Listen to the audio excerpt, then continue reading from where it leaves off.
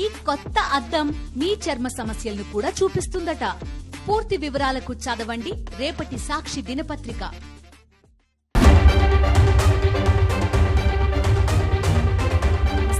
Non-stop 9 PM news.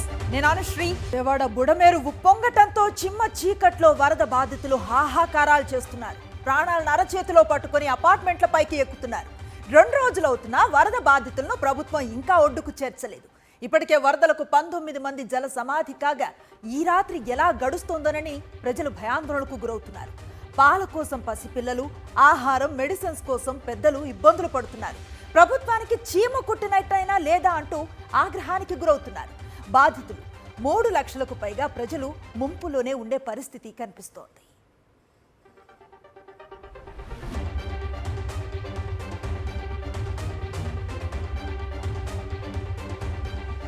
ఇదే అంశంపై సమాచారాన్ని అందించేందుకు మా కరెస్పాండెంట్ సతీష్ మనకు అందుబాటులో ఉన్నారు. వారిని అడిగి మరింత సమాచారం తెలుసుకునే ప్రయత్నం చేద్దాం. సతీష్, చూస్తూ ఉన్న దాదాపు 3 రోజుల నుంచి కూడా వరద బాధితులు పడుతున్న ఇక్కట్లు చెప్పనలవి కాదు. ఈ రోజు ఏమైనా వారికి సాంత్వన చేకూరే అవకాశం కనిపిస్తుందా అంటే ఏం చెప్తారు? అనుశ్రీ, ఎట్టి పరిస్థితుల్లో కూడా ఈ రోజు సాంత్వన లభించే అవకాశం లేదు. ప్రస్తుతం దాదాపుగా 3 లక్షల మంది ముంపు ప్రాంతాలకు సంబంధించినటువంటి ప్రజలు చిమ్మ చీకట్లలో 3వ రోజు గడపాల్సినటువంటి పరిస్థితి. ప్రాణాలను అరచేతిలో పెట్టుకొని బిల్డింగ్ల పైన, ఆ మేడల పైన, మిద్దెల పైన, అపార్ట్మెంట్ల టాప్ ఫ్లోర్లలోనూ బిక్కుమంటూ బతుకుతున్నటువంటి పరిస్థితి. ఎప్పుడు వరద ఎటువంటి ప్రమాదాన్ని తీసుకొస్తుందో ఒక ఆందోళన. ఒడ్డుకు చేర్చడం కోసం 3 రోజులుగా ఎదురు చూస్తున్నటువంటి ముంపు ప్రాంత ప్రజలకు ఇప్పటికీ కూడా ఒడ్డుకి చేర్చలేనటువంటి పరిస్థితి. ఇప్పటికే ఈ 3 రోజుల వరదలు ఇప్పటికే 19 మంది జల సమాధి అయ్యారు. అనాధికారికంగా ఎంత మంది చనిపోయారో కూడా ఒక అంచనా కూడా అందనటువంటి పరిస్థితి. ముఖ్యంగా పాల కోసం పసిపిల్లలు గుక్క పెట్టి ఏడుస్తున్నటువంటి సంఘటనలు జరుగుతున్నాయి. నీళ్లు, ఆహారం లేక జనం అవస్థలు పడుతున్నారు. మందులు లేక వృద్ధులు అవస్థలు పడుతూ ఉన్నారు. ముఖ్యంగా దాదాపు 16 డివిజన్లలో ఇప్పటికీ జరిగినటువంటి ఈ ముంపు వల్ల ఒకవైపు 19 మంది మరణించడంతో పాటు ముంపులోనే ఇంకా Prakash Nagar, Vambay colony, YSR colony, Singinagar, Andhraprabha colony, Ayodhya Nagar, Madhura Nagar, Patharajeswaripeta, ఈ పాయకాపురం, శాంతినగర్, ప్రశాంత్, ఇవన్నీ కూడా ఇంకా ఆ ముంపులో ఉన్నటువంటి పరిస్థితులకి కనీసం 5% మందికి కూడా ఆహారం అందలేనటువంటి పరిస్థితి. కేవలం 180 బోట్లు మాత్రమే ఉన్నాయి. 3 లక్షల మందిని ఒడ్డుకి చేర్చాలంటే ఈ 180 బోట్లు ఎక్కడికి కూడా సరిపోనటువంటి పరిస్థితి. ఎన్డీఆర్ఎఫ్, ఎస్డీఆర్ఎఫ్ 2 కలిపి కేవలం 36 టీంలే మాత్రమే ఉన్నటువంటి పరిస్థితి ఉంది. సో దాదాపుగా ఇంకా ఇప్పటికి సుమారు 2.5 లక్షల మంది అయితే ఆ ఇళ్లలోనే ఆ చుట్టూ ప్రవహిస్తున్న వరద మధ్యలోనే చిక్కుకున్నటువంటి పరిస్థితి కనిపిస్తుంది. ఇప్పుడు ఈ రోజు 3వ రోజు రాత్రి, ఈ రోజు రాత్రి కూడా చిమ్మ చీకట్లలోనే, విద్యుత్ సదుపాయం ఎక్కడా లేదు. మొత్తం పూర్తిగా గాఢాంధకారంలో ఎప్పుడు ఎటు నుండి ఏ ప్రమాదం పొంచి వస్తుందో తెలియనటువంటి భయంకరమైనటువంటి పరిస్థితుల్లో అక్కడ ప్రజలు ఉంటున్నటువంటి పరిస్థితి. ఎవరు ఈ రాత్రిపూట సహాయ చర్యలు కూడా అందించేటువంటి అవకాశం కూడా లేనటువంటి పరిస్థితిలో ముంపు ప్రాంత ప్రజలు ఉన్నారు. ఎన్టీఆర్ కృష్ణా జిల్లాలో దాదాపుగా మరో పంటలకు కూడా తీవ్ర నష్టం జరిగింది. ఇప్పటికే 4,30,000 ఎకరాలలో ఇప్పటికే వరి పంట కూడా దెబ్బతిన్న పరిస్థితి. Right, thank you Satish. Budameru ఉప్పొంగటంతో విజయవాడ సింగ్ నగర్ జల దిగ్బంధంలో చిక్కుకుపోయింది. నిన్నటి నుంచి ప్రజలు వరద ముంపులోనే ఉన్నా బతికున్నారా లేదా అని చూసేందుకు ఏ ఒక్క ప్రభుత్వ నేత కానీ, అధికారి కానీ రాలేదంటూ తీవ్ర స్థాయిలో ఫైర్ అవుతున్నారు. ఆహారం అందించటం కానీ, సురక్షిత ప్రాంతాలకు తరలించటం వంటి కార్యక్రమాలను చేయటంలో ప్రభుత్వం చేతులెత్తేసిందని జనాలు ఆగ్రహానికి గురవుతున్నారు.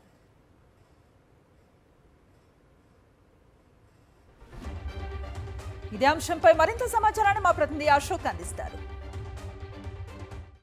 సింగనగర్ ప్రాంతంలో వరద బాధితుల కష్టాలు వర్ణనాతీతం. కనీసం ఏ ఒక్కరు కూడా కిందకి, ఏ ఒక్క కాలనీకి కూడా వెళ్ళట్లేదు. చాలా అతి కష్టం మీద నీళ్లలో ఉన్న వాళ్ళంతా కూడా బయటికి వచ్చి తమ ప్రాణాలను కాపాడుకునే ప్రయత్నం చేస్తున్నారు. ఇక్కడ మనతో పాటు కొంతమంది మహిళలు ఉన్నారు. అమ్మ, ఎట్లా ఉంది లోపల? 2 రోజుల నుంచి ఉన్నారు. 2 రోజులు భోజనం లేదు, ఎవరు పట్టించుకోవద్దండి. అసలు ఎవరు రాలే మాకు. అసలు ఎంత ఇబ్బందిగా ఉంటాం. అసలు మేము మొత్తానికి కూడా ఎంత బాధపడ్డాము. అసలు ప్రాణాలు పుట్లో పెట్టుకుని వచ్చాం. 2 రోజులు భోజనం కూడా తెలియదండి. మేము ఎవరు ఒక్కరు రాలా.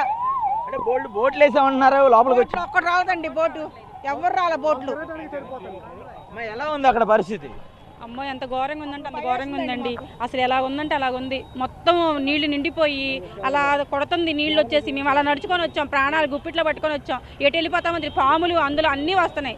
మేము ఎంత భయంగా వచ్చామంటే అంత వచ్చాం. ఒక్కలోడ ఒక మంచినీళ్ళు ఇచ్చిన వాళ్ళు లేరు, ఒక భోజనం ఇచ్చిన వాళ్ళు ఏమీ లేరండి. అంటే ఇప్పుడు చంద్రబాబు సీఎం చంద్రబాబు నిన్న వచ్చారు, ఈ పూట కూడా వచ్చారు. ఇక్కడ ఏమైనా సాయం చేశారు? అసలు పరిస్థితి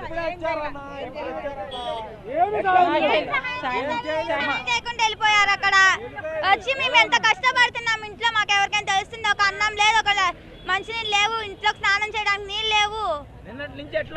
అంబాపురంలో మా వాళ్ళు ఉన్నారండి. అంబాపురంలో మా వాళ్ళు ఉన్నారు. వీళ్ళ హస్బెండ్, వీళ్ళ పిల్లాడు, వీళ్ళ అత్తగారు, తోటి వాళ్ళు అందరూ ఉన్నారు. మొత్తం 30 మంది ఉన్నారు. నిన్నటి నుంచి భోజనం లేదు, ఏంటి మంచినీళ్ళు లేవు, ఏమీ లేవు. మేము నిన్నటి నుంచి తిరుగుతానే ఉన్నాం.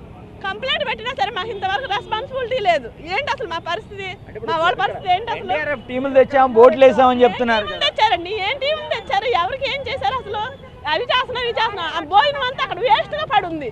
అలా పాడు చేయడానికి తీసుకొచ్చేది, లోపలికి పంపించి చెయ్యాలి. ఆకలైన వాళ్ళకి భోజనం అందట్లా, ఆకలైన వాళ్ళకి అందట్లా. ఒడ్డు మీద ఉండే వాళ్ళకి భోజనాలు, ఒడ్డు మీద కూడా సదుపాయం వాళ్ళ ఇచ్చిన వీళ్ళ అందరూ. ఇంకోటి ఏంటంటే అసలు చిక్కుపోయిన వాళ్ళకి ఏమీ ఇది లేదు. చిక్కున వాళ్ళకి ఎంతసేపు తిరిగారు. ఇదిగో మీకు ఇది ఇస్తాను, బాధపడద్దు, మీకు ఇది అందజేస్తానని ఒక్క మాట ఉందా? తిరిగి చూశారు. రూపాయికి ఉండాలిగా, మా కడుపు నిండిద్దాలుగా, సో ఈ భోజనం నిండిద్ది. ఇప్పుడు అన్నీ నిండిపోయి ఒక్క ఒంటుపూట బట్టలతో బయటకు వచ్చిన వాళ్ళు ఉన్నారు. వాళ్ళ కోసం, మీకోసం ఏదైనా ప్రమాణిస్తున్నాను, ఒక డిపార్ట్మెంట్ ఇచ్చేస్తాను, మీకు ఏదైనా సమకూరుతానని ఒక్క మాట ఏమీ లేదు. అంటే ఇప్పుడు సీఎంతో సహా అందరూ చెప్తున్నారు కదా మీకు అందరికి బోర్డు చేసామని.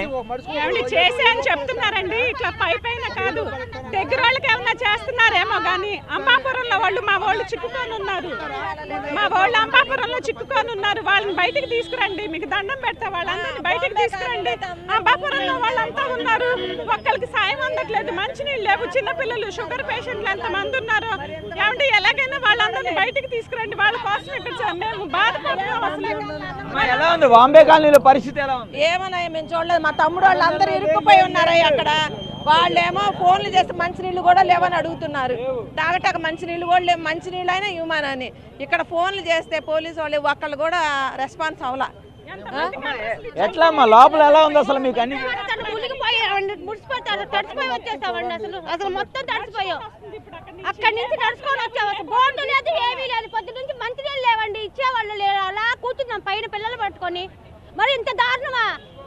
తిండి కూడా లేకుండా, మంచినీళ్ళు కూడా లేకుండా అంత దారుణమా? బోర్డులో ఎవరిని తీసుకెళ్తున్నారండి? బోర్డులో ఎవరికి మంచినీళ్ళు ఇస్తున్నారండి? అసలు అక్కడ పెట్టుకొని ఎవరైనా సరిపడితే మీకు కాదు అంటారు. మాకు కాదు, వృద్ధులకు కాదు, ఎవరికి తీసుకెళ్లేది? బోర్డులో ఎవరిని తీసుకెళ్తారు? ఏంటి చేసేది? బాగా చేస్తున్నారు జనాలు, ఇలాగా ఏడిపించేది ఏంటి? ఎంత ఇదిగా చూడండి, ఎలా తడిసిపోయామో, మడుగుపోతున్నాము తడిసిపోయి. ఇక్కడ మనం చూస్తున్నాం, ప్రతి ఒక్కరు కూడా చాలా ఇబ్బంది పడుతున్నారు. ప్రభుత్వం చెప్తున్నట్టుగా కూడా ఏమాత్రం వాళ్ళకి సహకారాలు అయితే అందట్లేదనేది చాలా స్పష్టంగా తెలుస్తుంది. బోట్లన్నీ ఒడ్డున పెట్టుకున్నారు కానీ కింద నీళ్లలో మునిగిపోయిన ఏ ఒక్కరిని కూడా వారిని తీసుకొచ్చేందుకైతే వినియోగించట్లేదని ఇక్కడ వరద బాధితులు అయితే ఆగ్రహం వ్యక్తం చేస్తున్న పరిస్థితి కనబడుతుంది. కెమెరా పర్సన్ శివప్రసాద్తో అశోక్ సాక్షి టీవీ సింగనగర్ నుంచి. వరద బాధితులకు బాసటగా నిలిచారు వైఎస్ఆర్సీపీ అధినేత వైఎస్ జగన్. విజయవాడ సింగ్ నగర్ లో వరద బాధితులను పరామర్శించారు. వరద ప్రవాహంలో నడుచుకుంటూ వెళ్లి అక్కడి ప్రజల ఇబ్బందులను స్వయంగా అడిగి తెలుసుకున్నారు. వారి కష్టాలు, బాధలు తెలుసుకొని ధైర్యం చెప్పారు. జగన్ దగ్గర వాళ్ళ గోడు చెప్పుకున్నారు వరద బాధితులు. ప్రభుత్వ పెద్దలు కన్నెత్తైనా చూడలేదని, కనీసం బోట్లు కూడా ఏర్పాటు చేయలేదని జగన్ దగ్గర వాపోయారు.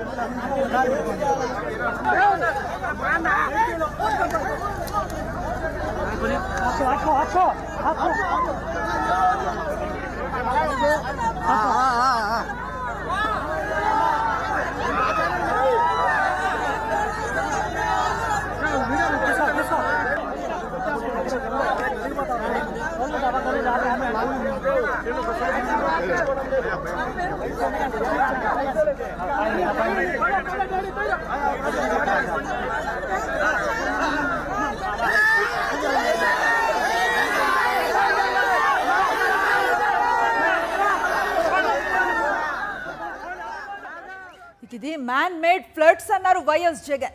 ప్రభుత్వం సరైన రీతిలో స్పందించకపోవటం వల్లే ఈ పరిస్థితి వచ్చిందన్నారు.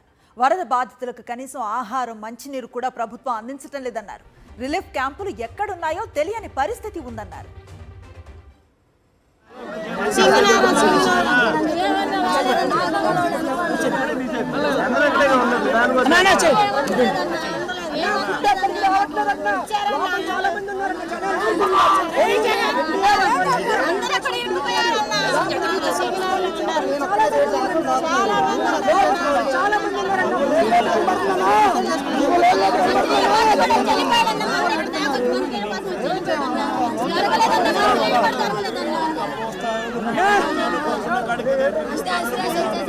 జనాల కోసం వచ్చావన్నా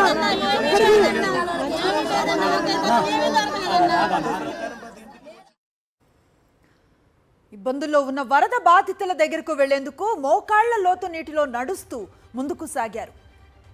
ఎన్డీఆర్ఎఫ్ సిబ్బంది బోటు తన ముందుకు తెచ్చినా అందులో ఎక్కలేదు వైఎస్ జగన్. వరద నీటిలో నడుచుకుంటూ వెళ్లే బాధితులతో ఆయన మాట్లాడారు. వారి కష్టాలు, బాధలు తెలుసుకొని చలించిపోయారు. ధైర్యంగా ఉండాలని, అండగా నిలుస్తామని భరోసానిచ్చారు.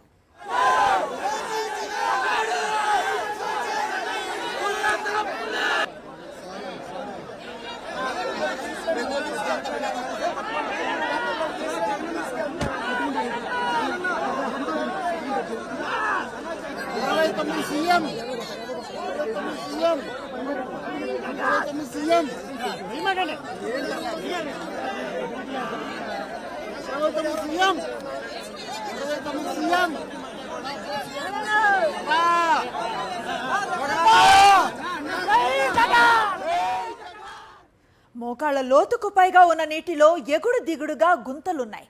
నడిచేటప్పుడు నీటి లోపలున్న గుంతల్లో అడుగు పెట్టి నడవటంతో పక్కకు తూలిపోయేలా పరిస్థితి ఉంది. ఆ ఇబ్బందులను అధిగమిస్తూ వరద నీటిలో నడుస్తూ ప్రభావిత ప్రాంతాలను పరిశీలించారు వైఎస్ జగన్. ఈ సందర్భంగా బాధితులు తమ ఇబ్బందులు, ఆవేదనను ఆయనకు చెప్పుకున్నారు. వరద బాధితులను ఆదుకునేలా ప్రభుత్వంపై ఒత్తిడి తెస్తామని వారికి భరోసా ఇచ్చారు వైఎస్ జగన్.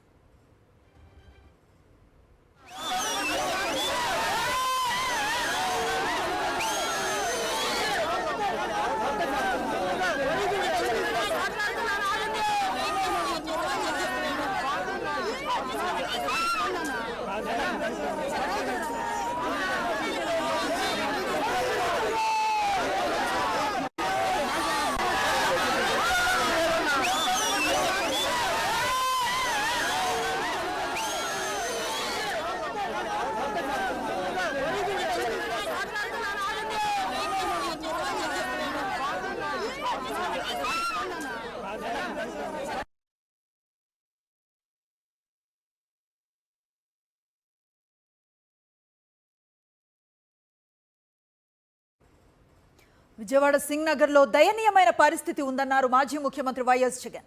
వరద ప్రభావిత ప్రాంతంలో పర్యటించిన వైఎస్ జగన్ వరద బాధితులకు కనీసం ఆహారం, మంచినీరు కూడా ప్రభుత్వం అందించడం లేదన్నారు. ప్రభుత్వం సరైన రీతిలో స్పందించకపోవటం వల్లే ఈ పరిస్థితి వచ్చిందన్న వైఎస్ జగన్ వరద బాధితులకు కనీసం రిలీఫ్ క్యాంపులు ఎక్కడున్నాయో తెలియని పరిస్థితి ఉందన్నారు. ఎంత దయనీయమైన పరిస్థితి ఇక్కడ ఉంది అనంటే ఒకసారి మైక్ పెట్టి ఎవరినైనా కూడా అడగండి. నిజంగా ఎంత దారుణమైన పరిస్థితి అంటే ఇక్కడ నుంచి మనుషులు నడుచుకుంటూ వస్తా ఉన్నారు. వాళ్ళ ఇళ్లలో నుంచి దాదాపుగా 2 రోజుల పాటు కనీసం తిండి కూడా లేని పరిస్థితుల నుంచి నడుచుకుంటూ వాళ్ళంతా కూడా బయటకు వస్తా ఉన్నారు. బోట్లు ఏమైనా ఏనంటే చాలని బోట్లు, ఆ బోట్లు కూడా ఎక్కించుకోని పరిస్థితులు, సందుల్లోకి గొంతుల్లోకి పోని పరిస్థితి. బోట్లలో వచ్చే వాళ్ళ సంఖ్య ఎంతమంది ఉన్నారు, నడుచుకుంటూ వచ్చే వాళ్ళ సంఖ్య ఎంతమంది ఉన్నారు ఒక్కసారి గమనించండి. ఈ లోతు దాకా నీళ్లుండి నడుచుకొని వస్తా ఉన్నారు. వచ్చిన వాళ్ళు కనీసము ఇక్కడికి వచ్చిన తర్వాత ఎక్కడికి పోవాలనో కూడా తెలీదు. ఇక్కడికి వచ్చిన వాళ్లకు కనీసం రిలీఫ్ క్యాంపులు కూడా లేవు.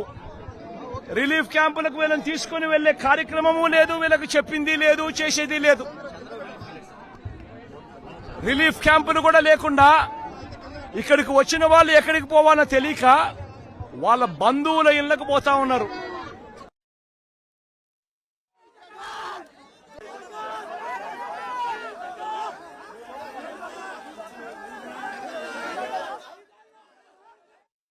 బుడమేరు వరదలతో విజయవాడ విలవిలలాడుతోంది.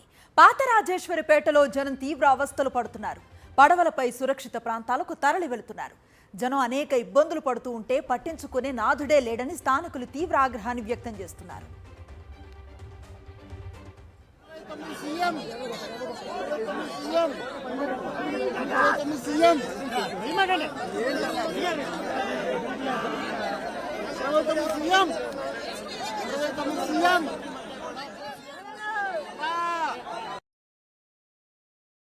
అసలు మా ఎమ్మెల్యే గారు ఉన్నారు, మా ఎమ్మెల్యే గారు పట్టించుకోవట్లా.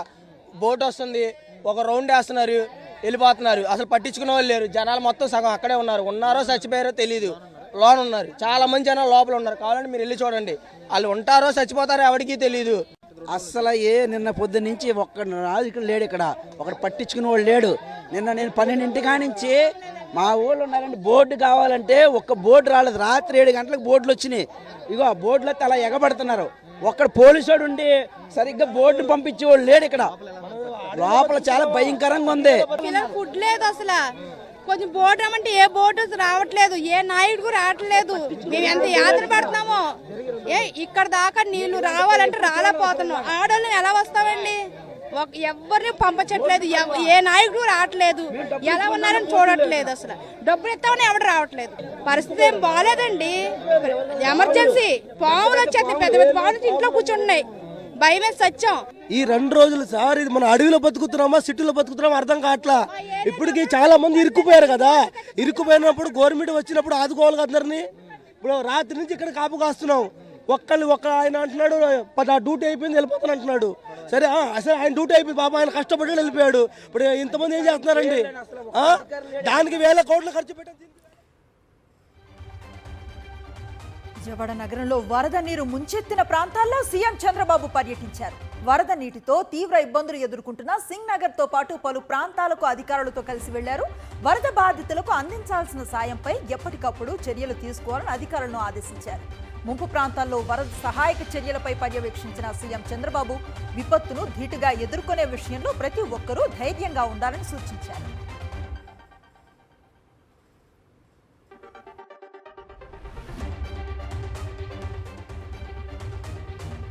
కృష్ణానది కరకట్టలకు ప్రమాదం పొంచి ఉంది. బాపట్ల జిల్లా రేపల్లకు వరద ముప్పు పొంచి ఉంది. కరకట్ట వెంట నివసిస్తూ ఉన్న ప్రజలను ఖాళీ చేస్తున్నారు అధికారులు. ట్రాక్టర్లతో మట్టి, ఇసుక బస్తాలు తెచ్చి కట్టలు మూసే ప్రయత్నం చేస్తున్నారు. కరకట్టకు పడిన లీకులను పూడ్చే పనిలో పోలీసులు, స్థానికులు ఉన్నారు. కొల్లూరు, వేమూరు మండలాల్లో పలుచోట్ల కరకట్ట బలహీనంగా ఉంది. భయంతో బాపట్ల జిల్లా లంక గ్రామాల ప్రజలు ఉన్నారు.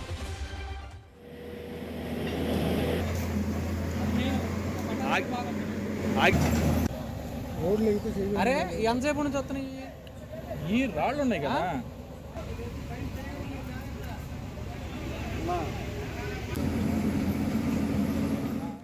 ఇటు అనంతవరం గ్రామంలో కరకట్ట దగ్గర వరద ప్రవాహం ఉధృతంగా ప్రవహిస్తోంది. దీంతో గ్రామస్తులు భయాందోళనకు గురవుతున్నారు. కరకట్ట పరిస్థితి ప్రమాదకరంగా మారింది. దీంతో ఇసుక బస్తాలు వేశారు.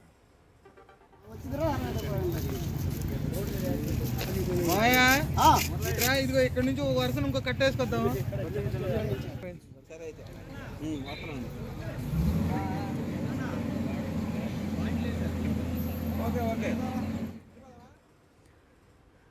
కాకినాడ జిల్లాలో కురిసిన భారీ వర్షాలకు పిఠాపురంలో వేలాది ఉద్యాన వ్యవసాయ పంట పొలాలు నీట మునిగాయి.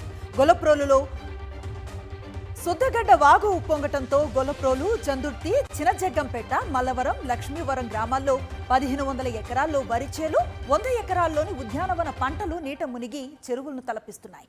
పంట చేతికొస్తున్న తరుణంలో వరద ముంచెత్తడంతో తీవ్రంగా నష్టపోయామని రైతులు లబోదిబోమంటున్నారు.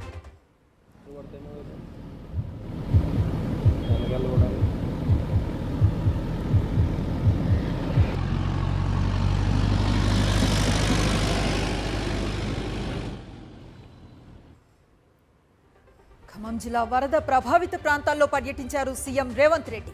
పాలేరు రిజర్వాయర్ వద్ద ఎన్ఎస్పీ కాలువకు గండిపట్టంతో దెబ్బతిన్న పంట పొలాలను పరిశీలించారు. వరద ఉధృతికి కొట్టుకుపోయిన సాగర్ ఎడమ కాలువ, నాయకన్గూడెం వద్ద దెబ్బతిన్న రోడ్డు, పాలేరు ఏరును మంత్రులతో కలిసి సందర్శించారు రేవంత్ రెడ్డి.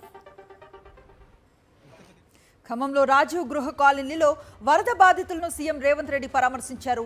ఎవరూ అధైర్యపడవద్దని, అండగా ఉంటామని హామీ ఇచ్చారు. వరద ముంపుకు గురైన సంధ్యా కుటుంబ సభ్యులను పరామర్శించి భరోసా కల్పించారు. వరద వల్ల వందలాది కుటుంబాలు సర్వం కోల్పోయాయన్నారు. వరద వల్ల నష్టపోయిన కుటుంబాలకు నిత్యావసర వస్తువులను అందజేయాలని అధికారులను రేవంత్ రెడ్డి ఆదేశించారు.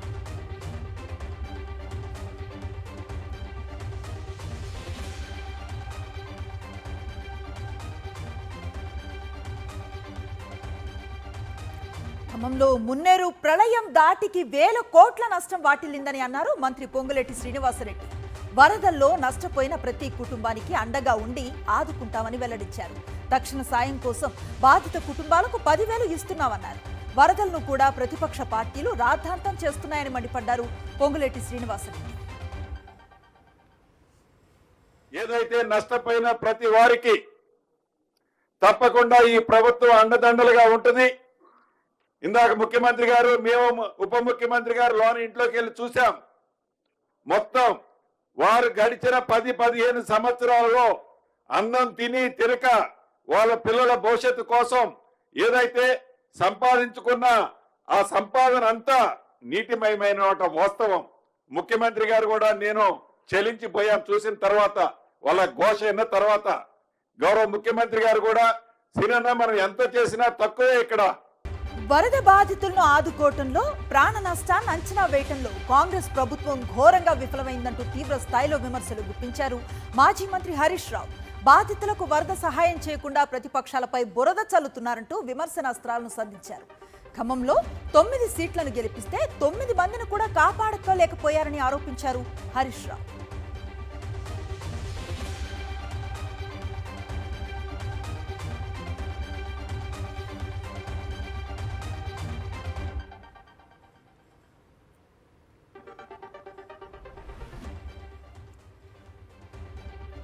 మహబూబాబాద్ జిల్లా చిన్నగూడూరులో ఆకేరు వాగులో గంగమ్మ తల్లి ఆలయం వరద ఉధృతికి కొట్టుకుపోయింది. గత 2 రోజులుగా కురిసిన భారీ వర్షాలకు పెద్ద ఎత్తున ఆకేరు వాగు పొంగి పొర్లింది. వరద ధాటికి ఉన్న గంగమ్మ తల్లి ఆలయం విరాట్ గంగలో కొట్టుకుపోయింది. గంగా ఆలయానికి పునఃప్రతిష్ఠ చేసేలా చర్యలు చేపట్టాలని స్థానికులు కోరుతున్నారు.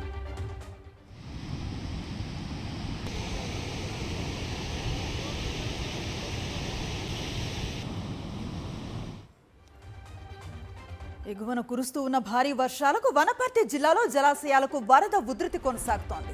శంకర సముద్రం, సరళ సాగర్, రామన్పాడు జలాశయాలకు భారీగా వరద పోటెత్తింది. శంకర సముద్రం ప్రాజెక్టు 5 గేట్లను ఎత్తి 7,500 క్యూసెక్కుల నీటిని దిగువకు వదులుతున్నారు. రామన్పాడు జలాశయం 6 గేట్లను ఎత్తి 45,000 క్యూసెక్కుల నీటిని బయటకు పంపుతున్నారు. ప్రాజెక్టు నుంచి నీటి విడుదల కొనసాగుతూ ఉండటంతో ఆత్మకూర్, మదనాపురం మధ్య రాకపోకలు నిలిచిపోయాయి.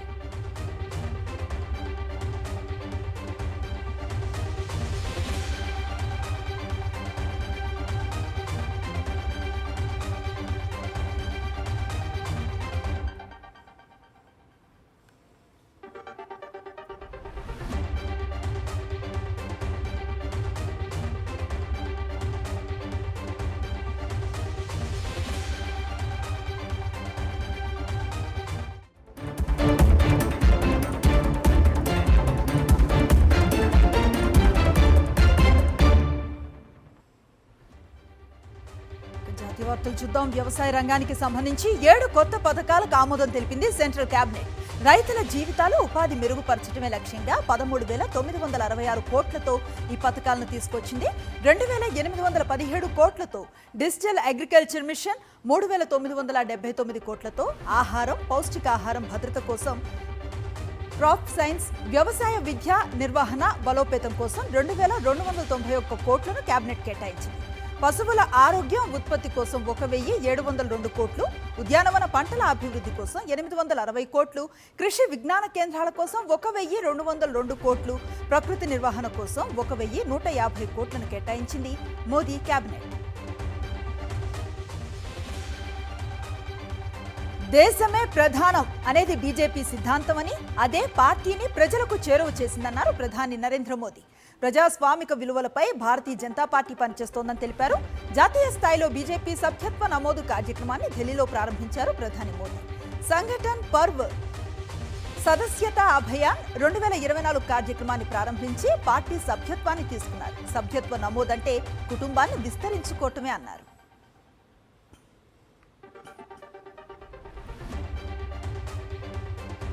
బీజేపీ పాలిత రాష్ట్రాల్లో ట్రెండింగ్ గా మారిన బుల్డోజర్ యాక్షన్ పై సుప్రీంకోర్టు సీరియస్ అయింది. నిందితుల ఇళ్లను ఎలా కూల్చేస్తారని ప్రశ్నించింది. ఒకవేళ ఆ వ్యక్తి దోషిగా తేలినా సరే చట్టం సూచించిన విధానాన్ని అనుసరించకుండా అతడి ఆస్తిని కూల్చివేయకూడదని వ్యాఖ్యానించింది. బుల్డోజర్ న్యాయాన్ని అడ్డుకోవాలంటూ దాఖలైన పిటిషన్లను విచారించింది justice BR Gavai, justice KP విశ్వనాథన్లతో కూడిన ధర్మాసనం. ఈ కూల్చివేతలకు సంబంధించి పాన్ ఇండియా బేసిస్ లో మార్గదర్శకాలను రూపొందించాల్సి ఉందని పేర్కొంది. త్వరలోనే దీనిపై నిర్ణయం తీసుకుంటామని స్పష్టం చేసిన సుప్రీంకోర్టు తదుపరి విచారణను సెప్టెంబర్ 17వ తేదీకి వాయిదా వేసింది.